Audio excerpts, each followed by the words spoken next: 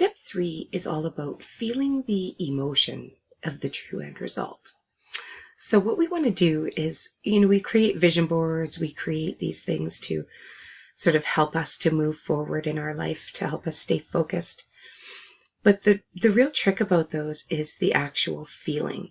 If you're just looking at these pictures that you posted, it's a lot different than if you're actually feeling what that sun felt like in Mexico, or feeling what it feels like to have that sand beneath your toes, or feel what it feels like to have that successful business you've always wanted, or that new house. Getting into the emotion, getting into the actual feeling will train your body that it's safe to feel that way, and that it's something that's right, that it's aligned with you. The more that you can do it, the better that it will be.